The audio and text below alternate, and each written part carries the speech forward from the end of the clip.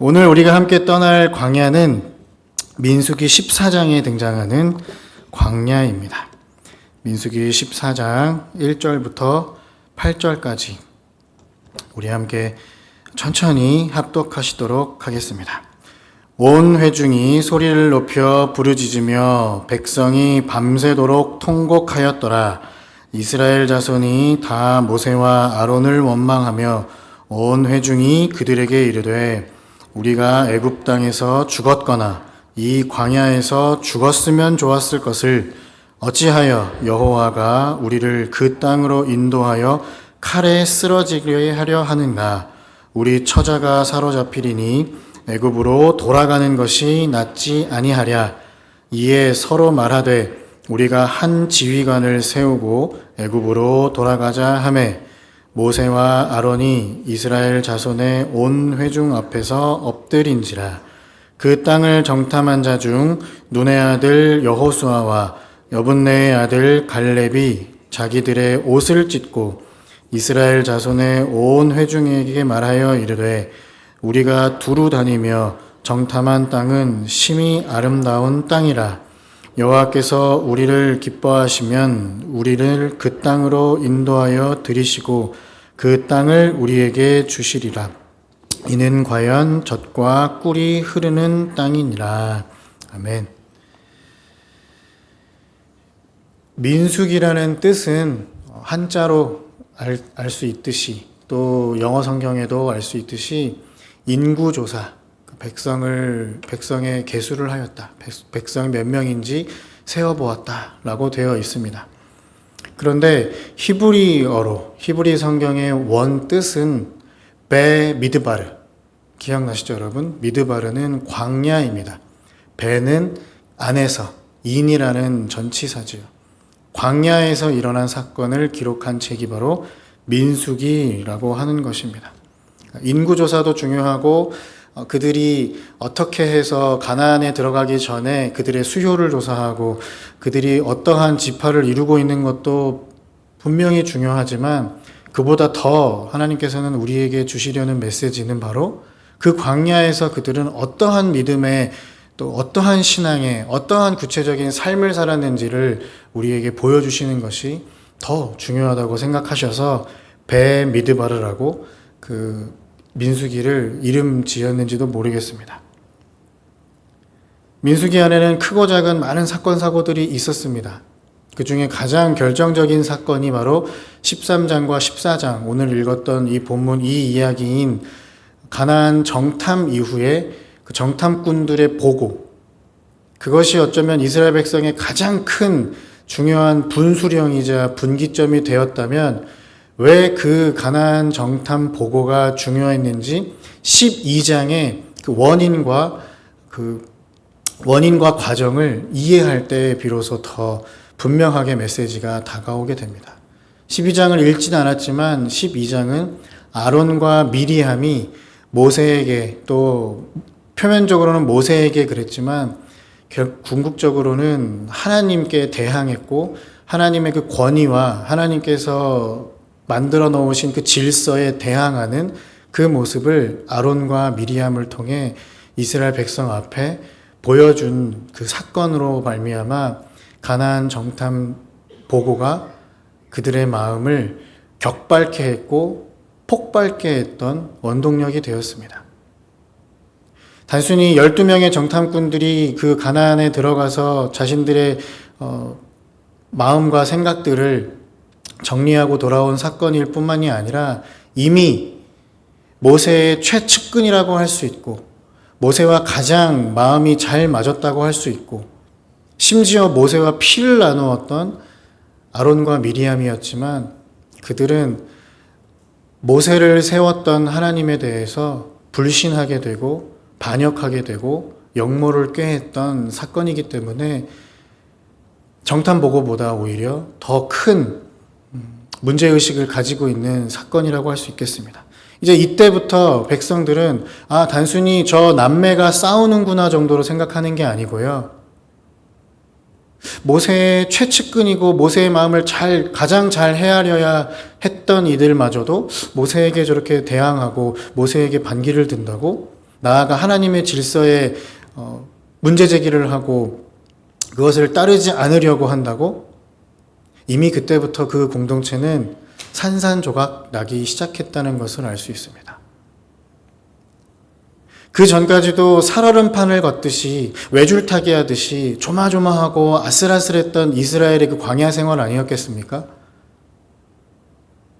그런데 리더라고 꼽히는 아론과 미리암, 어쩌면 오늘날 우리 교회 안에 중직자라고 하는 미리암과 아론, 어쩌면 교회를 더욱더 든든히 세워야 하고 공고히 세워야 했던 미리암과 아론이 하나님께서 부여하신 그 체계와 질서, 그 우선순위, 하나님의 통치의 방식에 있어서 균열을 내고 그 균열보다 더 큰 구멍을 내버리는 아론과 미리암 때문에 12명의 정탐꾼 중 무려 10명이나 되는 그 인원들이 마음이 녹아내리고 이제 그들의 시선과 마음이 하나님께로 향하지 못하고 하나님께서 예비하시고 준비하신 가나안으로 향하지 못하고 이제 제 살 길 바쁜 곳으로 내 욕구와 내 생각과 내 계획과 내 만족을 위해서 점점점 내 시선이 분산되기 시작합니다. 우리는 그것을 관점이라고 부르기도 하지요. 교회를 바라보는 관점, 성경을 바라보는 관점, 우리 삶을 바라보는 관점, 또 우리가 나아가야 할 방향을 바라보는 관점이 산산조각 나기 시작합니다. 하나님께서는 어제 우리가 나누었던 대로 모세를 미디안 광야로 보내시면서 모나고 뿔나고 거칠었던 모세의 삶을 40년이라는 미디안 광야를 통하여서 그를 깎으시고 다듬으시고 심지어 그렇게 혈기왕성하고 자신의 주먹만 믿고 힘만 믿고 자신에게 주어졌던 권위와 권한과 권세를 가지고 사람들을 통치하려고 했고 복수하려고 했고 지배하려고 했던 그 모세마저도 하나님은 미리암과 아론의 그 반기를 들고 반역하는 그 순간에서도 바로 12장 3절에 모세는 그 온유하기가 그 마음이 안정적이기가 이 지면의 모든 사람들보다 가장 훌륭하더라. 그러한 존재가 되었는데 아직 이스라엘 백성들은 그 과정까지 미치지 못했던 것도 우리가 볼 수 있습니다. 그래서 어제 보았던 대로 누가 너를 우리를 다스리는 자로 삼았느냐? 누가 너를 우리의 재판관으로 삼았느냐처럼 똑같은 장면이 복사하고 붙여넣기 했던 것처럼 우리가 그냥 애굽에서 죽을 걸, 그냥 광야에서 죽을 걸, 괜히 가나안까지 가서 이런 수모를 겪고 이렇게 다 죽는다고? 애굽에 매장지가 없어서 광야까지 우리를 끌고 나온 거야? 이런 마음까지 이스라엘 백성들에게 촉발되었다는 사실도 성경은 계속해서 반복하는구나. 하나님은 끊임없이 우리를 다듬으시고 연단하시고 때로는 훈련이라는 명목하에 우리를 통치하시고 다스리시는데 우리는 자꾸만 불순종으로 하나님 이거 지겹습니다. 하나님 이거 힘들어요. 하나님 이거 무슨 의미가 있겠습니까? 이성적으로 합리적으로 생각합시다.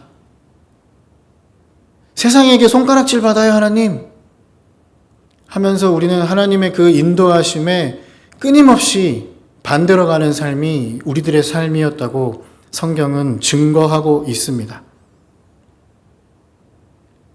적반하장도 유분수입니다. 급기야 그들에게는 회상이라는 필터링, 과거를 생각하면 그래 그때가 더 좋았어. 그래 그 사람 괜찮았던 사람이야 라고 우리는 그렇게 생각하곤 합니다. 좋은 게 좋은 거야. 모든 것이 하나님의 은혜야. 이스라엘 백성들에게도 그런 심리적인 작동을 한 것처럼 보입니다. 차라리 우리가 애굽 생활이 더 좋았을 텐데 차라리 그때에는 먹을 걱정은 안 했잖아. 일한 만큼 우리에게 음식을 주었어. 그런데 광야는 이게 뭐야? 정말 그랬을까요?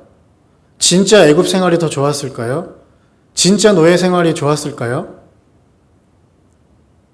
다른 건 다 차치하고도 그곳이 더 좋았을 리가 없는 이유는 그들은 6월절의 그 사건을 통하여서, 홍해를 건너는 그 사건을 통하여서, 만나와 메추라기를 먹을 수 있었던 그 사건을 통하여서 그들은 진짜 구원을 경험할 뿐만 아니라 진짜 구원을 맛봤던 이들인데, 그 모든 것들을 허상으로 돌리고 물거품으로 본인들이 만들어 놓고 애굽으로 돌아가자, 이것은 될 수 없는 이야기입니다. 더군다나 새로운 지휘관을 삼자 모세만 탄핵하자는 게 아니지요. 하나님 아닌 다른 신을 섬기겠다는 뜻입니다.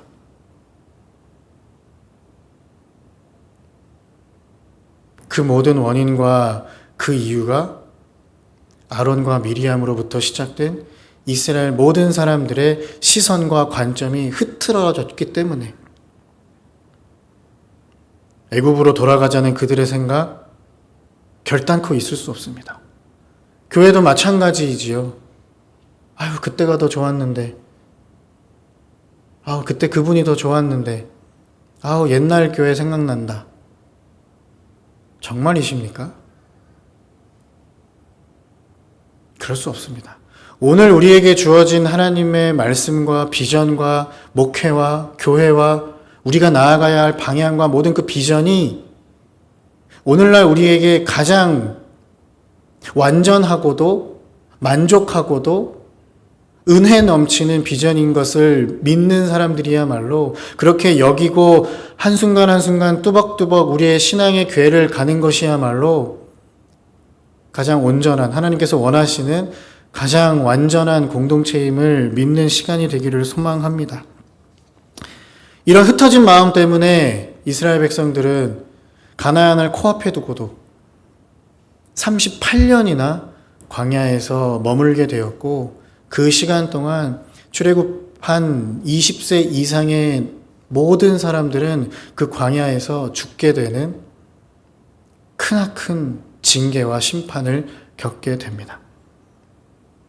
이 모든 것을 우리는 다 잘 알고 있는 내용입니다만, 저는 이 본문을 준비하면서 굉장히 특별하고도 독특한 부분을 발견을 했기에 여러분께 함께 나누기를 원합니다.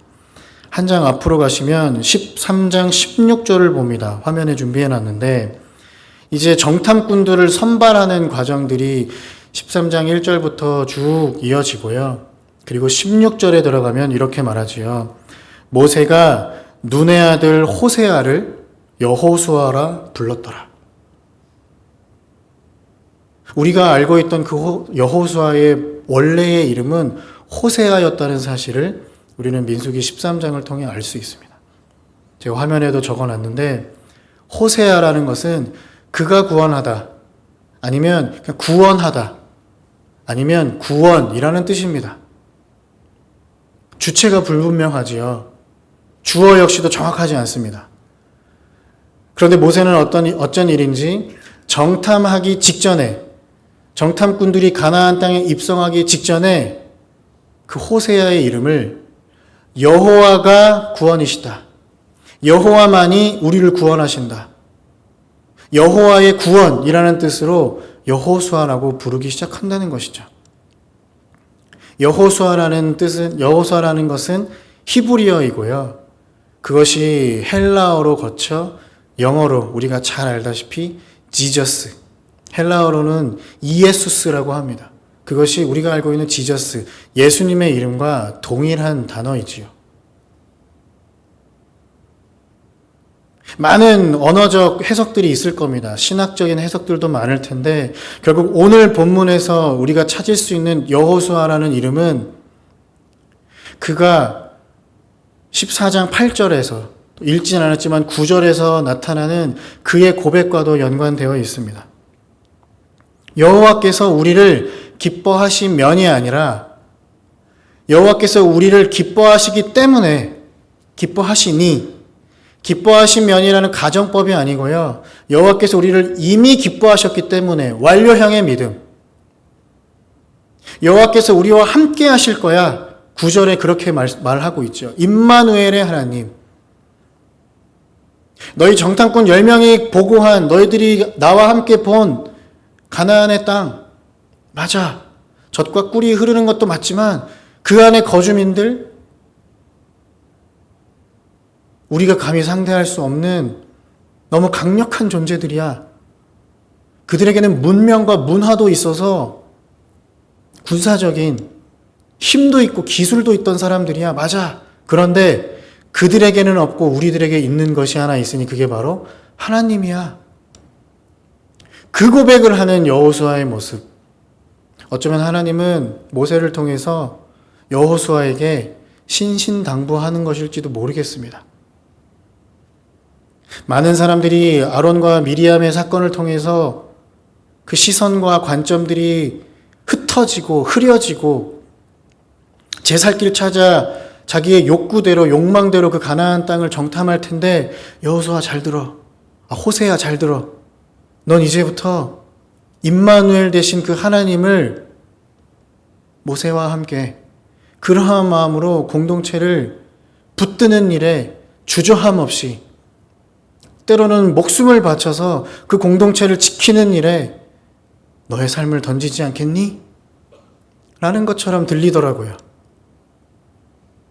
그저 내 육신의 눈으로 그 사물과 그 사건과 그 현장과 그 현실을 마주하는 것이 아니라 우리를 기뻐하신, 이미 우리를 사랑하신, 이미 인도하시고 책임지신 완료형의 그 하나님께서 그 가나안 땅에도 여전히 함께 하실 것이고 우리는 그분 때문에, 그분 덕분에, 그분으로 인하여 그분 안에서 우리는 그 가나안을 정복할 거야. 이러한 신앙적 관점이, 이러한 신앙적 시선이 모여지는 광야가 되어야 된다는 것이지요.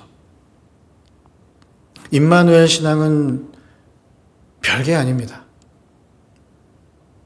도전적인 메시지이지만 여호와께서 우리와 함께 하신다는 그 임마누엘 신앙 특별하고 별것 아닙니다.